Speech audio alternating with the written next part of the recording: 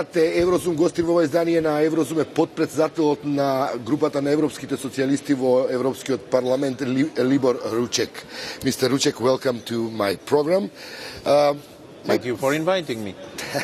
My first question is about the progress report issued by the European Commission and the recommendation for Macedonia, fifth recommendation in row for Macedonia to start the negotiation. What do you expect this time? I do expect that Macedonia will follow the recommendations, because I think the report is fair, the recommendations are the right ones. What is now needed, it's a discussion and consensus within Macedonia. And by that I mean a discussion between the ruling party and the opposition, so that the political people, also the public, the citizens, should know, what has to be done, and all political parties, major political parties, should work towards that goal. No matter who is in government, who is in opposition. It's about what is going to happen in the European Council.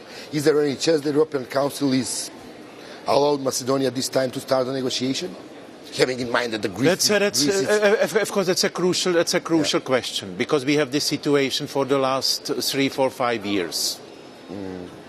Whether this will happen this time, I wish it would happen. I wish, and that's also my message and message of my group to our Greek colleagues, it is in interest of not only of Macedonia but also of Greece, of Europe, that we don't create some sort of black hole in middle of the Balkans. So it's important for everybody that there is stability, that there is a cooperation, cross-border cooperation, because all that is needed also for the economic development. At the end of the day, the question is whether there is enough political will among the, let's say, the important or most influential member states to push Greece or to make some pressure under the Greece in order to accept the recommendation of the Commission for starting negotiation. Is there any political will? I can't talk. I think there is political will. You can see in many capitals. But I can't talk for. I can't speak for the Council. I can't speak for member state. You think that anybody caring? And that's our constant message. Yeah. To Greece, also to our socialist colleagues in Greece. Yeah. It's in everybody's interest. Let's help Macedonia, because the country was, let's look at the development in the last 20 years. There was conflict all over, all around Macedonia, but not in Macedonia. So the country, did great job. And it should be realistic. Not only because of this. Do you think that something is going to take care in Prague right now and till December about the problem of Macedonia and Greece, having in mind that you have an election, your domestic question, and of course, not only in Prague, but in most capitals. Politicians are busy, are preoccupied with the financial and economic crisis. That's no doubt. With high unemployment. If we look to Greece, 26% unemployment, more than 50%, among the young ones.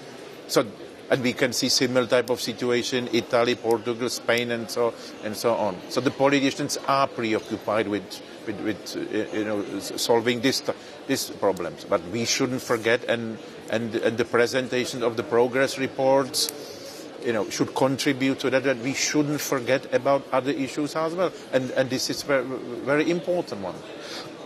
What's about the leverage of your political group, European Socialists, to make some pressure under the European Council?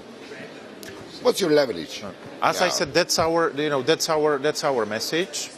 But also the fact of life is that we the socialist, social democratic parties, we don't have majority in the council. We are working on that goal, and we step by step we will get there. I'm confident that by next year we will have the majority there. But up till now, that's not the case. What do you do in order to help your social democrat colleagues in Macedonia? What's your engagement? I mean, I we see the extraordinary solidarity within the group of European People's Party, and the Weimar or ruling party in Macedonia is a member of this group, and we see an obvious solidarity of many EPP MPs with ruling party in Macedonia, which is not the case at all when we see what's going on with the Social Democrats.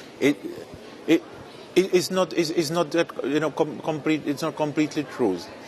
I was in Macedonia 3 weeks ago with my colleagues. This week we had a group of social democratic members of the parliament, from all over Southeast Europe, Western Balkans, including Radmila Sekerinska and other friends from the Albanian sister party, from the Macedonian sister party. So, and we did the same in the past. We try to help and bring our colleagues together, not only from Macedonia but from all over the region, and we are successful. Look at the relations between, let's say, Albania and Montenegro, between Albania and Serbia. So there is certain progress. As far as Macedonia is concerned, again, my colleagues will go there in the next week or two. We discuss and we agree that next year we will all go to Skopje.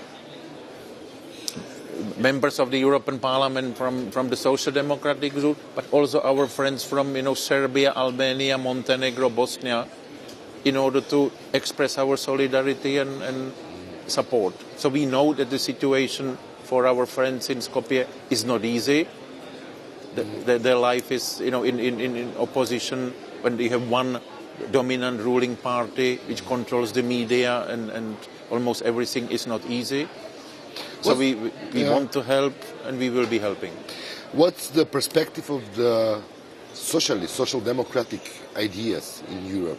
We see the raising of the extreme right. I mean, all different political colors, but there is something which is going wrong with the leftist idea in general.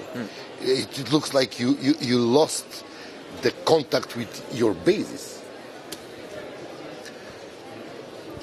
It is true. If we look back 3 or 4 years ago, that the Social Democrats, we had only 3 or 4 prime ministers in all then 27 countries. Now we have about 11. So we are on the way up. There is socialist president in France. There is socialist prime minister in Italy. SPD will be part of the Grand Coalition in Germany. We had elections in Austria. Again, the Social Democrats won. We will have elections in the Czech Republic next week. The Social Democrats, we will win. So step by step, we are regaining the ground, because the people can see finally, what happened in Europe. What were the causes of the financial crisis? Not everywhere, the state was wasteful. Do you think that you have a right response on the serious challenges of the new time, let's say? I think we do. In contrast to conservatives, and that's also the reasons why they are now, with some exception, like in Germany, losing elections. Our response is yes, of course. It's it's your personal money. If you have a business or if you run a state, you have to be fiscally responsible. There is no doubt. But the restrictions that were imposed on many countries in the last few years, that was the wrong medicine. Because instead of improving the situation, the situation in many countries got worse. And above all, the unemployment is high. So that's why, for instance, in Greece, we have this situation where the nationalists were the far right. The Golden Dawn is gaining position. So as you said, in some countries, take France as an example, yes, unfortunately, the far right parties will increase their position. But I don't think that this is the answer. And in problem. Czech Republic, you win, you said. In Czech Republic, we will win. In Czech Republic, luckily, we don't have any far-right party or any party that would be in the parliament after the next election. Okay, Mr. Rучek, thank you very much for... I thank you very much for the invitation. Това беше господинът Ручек, подпредседател на групата на европските социалисти во Европскиот парламент. Ви благодарам за вниманието и внимание.